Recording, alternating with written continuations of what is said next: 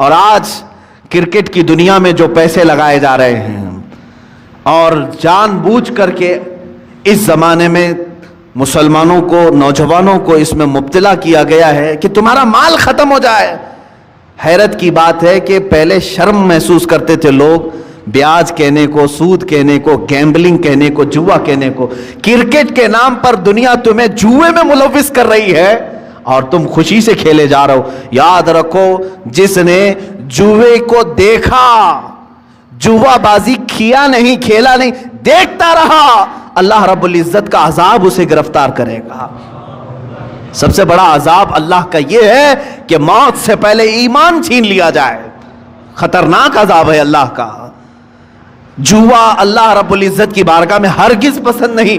انما الخمر والمیسر والانصاب رجس من عمل الشیطان، اللہ فرماتا ہے شیطان کی غلاظتوں میں سے ہے یہ جوا، شیطان کی غلاظتوں میں سے، شیطان کے پخانوں میں سے ہے یہ۔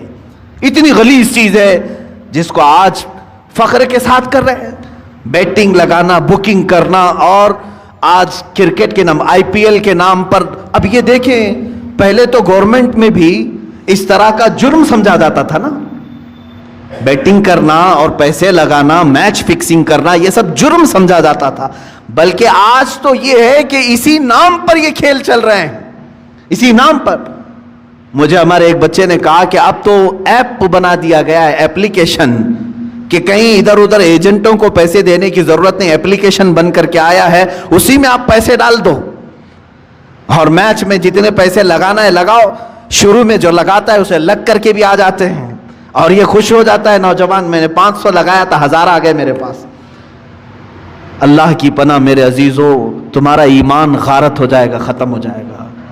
یہ میچ فکسنگ کے معاملات، بکنگ، بیٹنگ، یہ پورا کا پورا جوا کھیل رہے ہیں بچے ہمارے ہیں۔ سنو حدیث پاک، میرے آقا صلی اللہ تعالیٰ علیہ وسلم نے فرمایا، جو سود کھایا یا جوا کھیلا، توجہ، جوا کھیلا، میں خالی کرکٹ کی بات نہیں کر رہا ہوں، ہمارے بچے اپنی فٹنس کے لیے بہت سارے کھیل کھیلتے ہیں، میں نے کبھی ان کو نہیں روکا، آپ ورزش کی نیت سے بہت ساری چیزیں، لیکن وہی پیسہ لگا کر کے کھیلا، جوا ہو گیا، جوا ہو گیا، پورا کا پورا جوا ہے، گیمبلنگ ہے۔ حدیث پاک میں ہے، جو جوا کھیل کر کے آیا، سود کا لقمہ کھا کر کے، اگر وہ مسجد میں آ بھی گیا اور وضو کیا، میرے آقا فرماتے ہیں اس نے خنزیر کے خون سے اپنے ہاتھ اور پیروں کو دھویا ہے، اس نے اپنے چہرے کو اور اپنے ہاتھوں کو خنزیر کے غلیظ جانور کے خون سے رنگا، اس کا کوئی وضو نہیں ہے، اس کی کوئی نماز نہیں ہے۔ اے مسلمانوں، کیا تم یہ چاہتے ہو کہ تمہاری عبادتیں منہ پر مار دی جائیں؟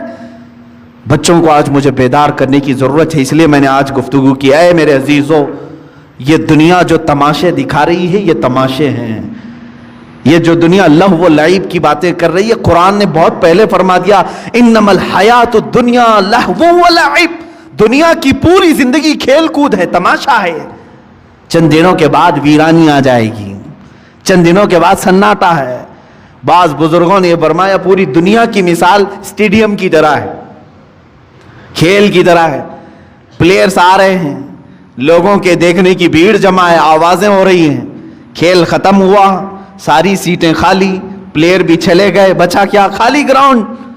تمہاری زندگی دنیا میں ایسی ہی ہے، تم آئے ہو ہنسی خوشی کھیل کود سب چیزوں میں اپنی زندگی ختم کیے، اچانک ملک الموت کا پنجہ پڑے گا، اور پھر جب تم قبرستان میں لے جائے جاؤ گے تو سارا کا سارا سناٹا ہوگا، کچھ نہیں، اب دنیا کا شور شرابہ کچھ نہیں، وہاں پھر سزا دینے والے فرشتوں کی چنگار سنائی دے سکتی ہے۔